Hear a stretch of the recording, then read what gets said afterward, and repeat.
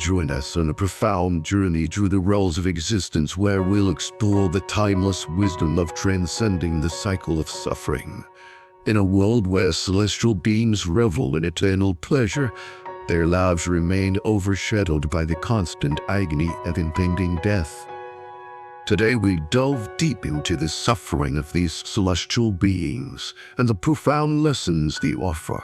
But this isn't just a story. It's a gateway to understanding the essence of existence and the pursuit of true liberation. In this part, we will explore the concept of 6 realms of existence and how one can transcend the cycle of suffering. While many envy the bliss of celestial beings, few truly understand the suffering of humans. Typically, celestial beings enjoy all forms of happiness and pleasure when living in a state of constant indulgence. However, they lack any spiritual cultivation, and their existence is characterized by turmoil and chaos.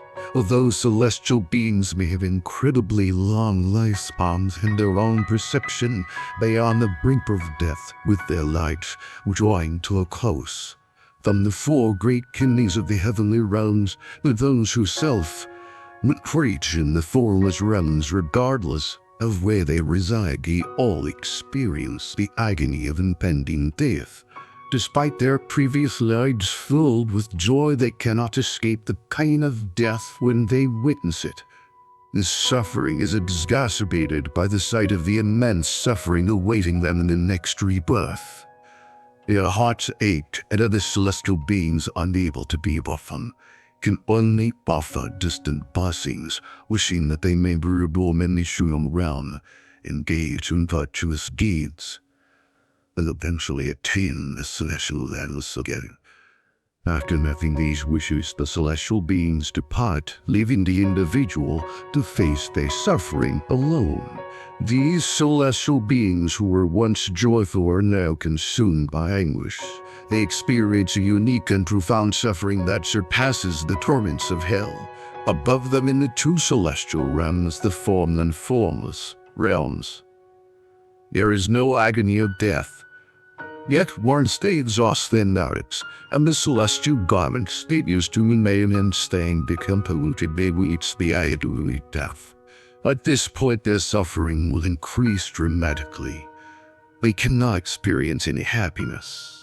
In the Contemplation Sutra, it is mentioned, whether beings endure the torment of fire hungry, those suffer from hunger animals experience. The suffering of the ignorance grapple with the agony of short lives.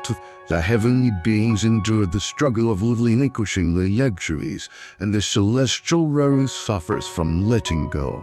The cycle of existence is like a needle in this point, and at any time and place there is no joy. As Nagarjuna Bodhisattva said, "On the 5 realms, there's no true happiness. In the impure realms, where there's no sweet fragrance." The Vimalakirti Sutra also mentions that the wheel of existence is like an eagle's point, where one is in heaven, or hell where is no happiness. When we deeply contemplate this teaching, we realize that in the cycle of life and death, from the highest heaven to the lowest hang, there is neither slight happiness nor an ounce of reality. We must completely eliminate our attachment to the cycle of existence. Just as a person with a gallbladder illness avoids oily food, we must not remain superficial in our understanding of the cycle of existence. We must deeply understand and experience the suffering within our hearts, reaching an unwavering level of faith. This text encourages us to contemplate and meditate deeply on the inherent suffering of existence, and not merely accept it on a surface level. It urges us to develop unshakable faith in the teachings of Buddhism to transcend the cycle of suffering and attain true liberation. In the profound depths of unwavering faith there exists no need for deliberate warnings against evil or the pursuit of fleeting pleasures.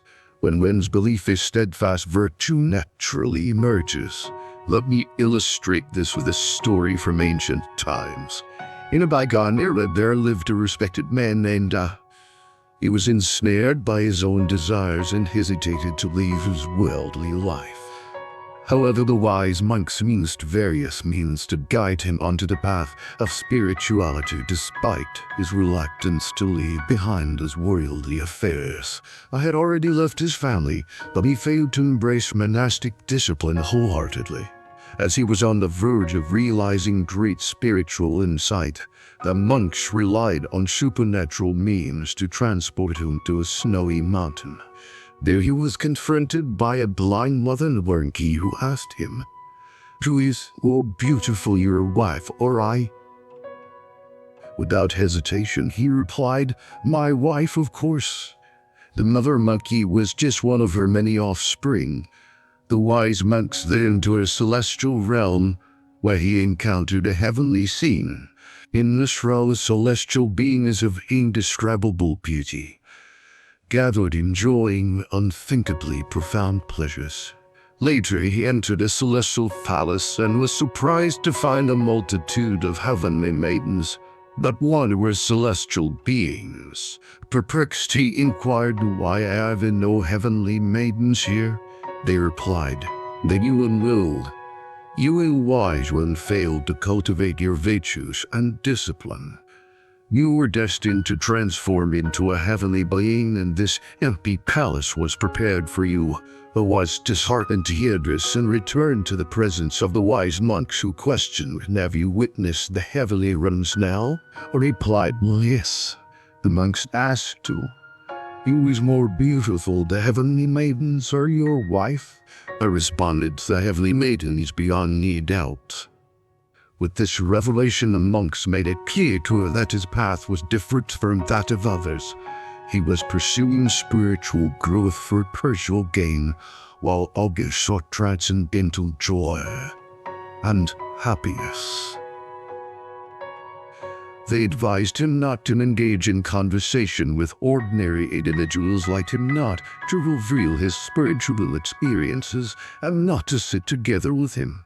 But deeply saddened, considered the implications of his actions. He thought about abandoning his pursuit, but his attachment to his brother, known as Behilhildek, seeking B's love, went to be expecting a warmer welcome. However, to his surprise, B treated him just like the others.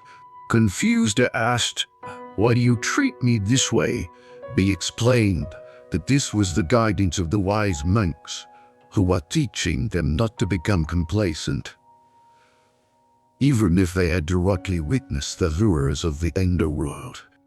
Disturbed by his recent experiences, he returned to the human world, leaving behind his attachment to worldly desires. From then on, he maintained strict discipline and never violated monastic precepts.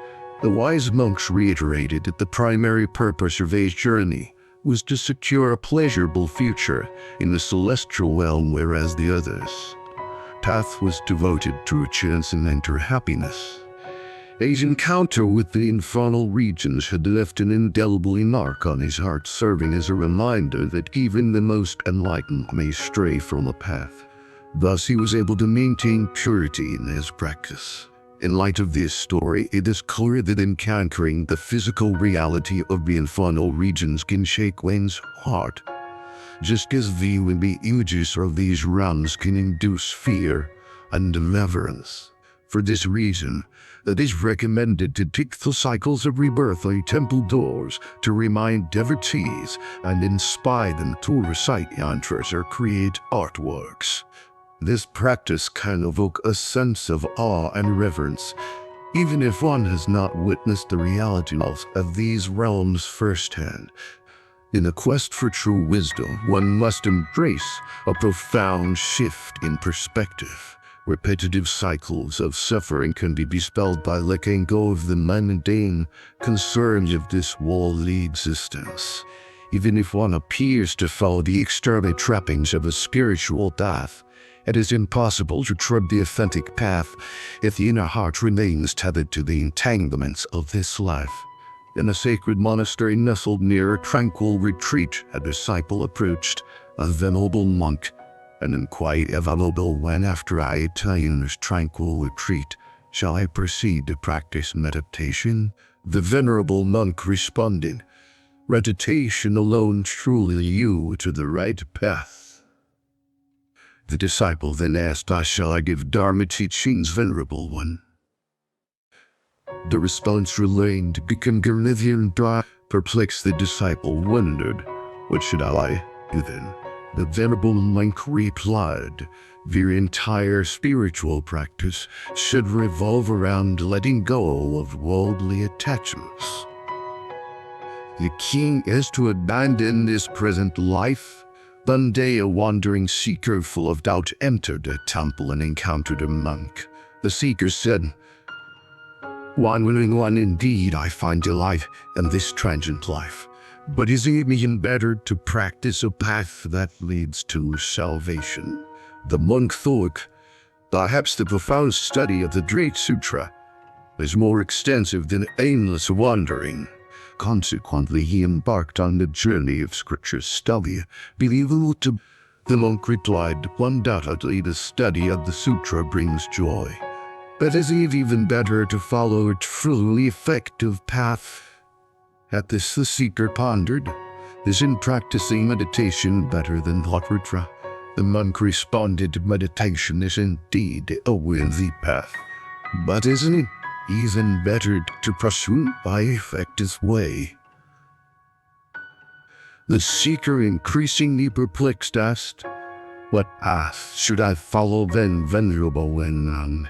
The monk firmly declared, "Renounce the attachments of this world. Relinquish all your desires and embrace the present moment fully. Learn to let go of all worldly connections. Only a master of the Dharma can guide you to the path of liberation. No one else can achieve this. Therefore, relinquish everything related to this life, including your parents, relatives, friends, and your material possessions that come your way. Abandon them like spitting out saliva. Wear old and tattered clothing, and eat only what is offered to you. Your body is a repository of pus and filth, so don't indulge in excess vanity. The flavors of life are no different from excrement. You should not be bound by the compulsion to eat constantly to satisfy your desires." Please find out the rest of story on our next video.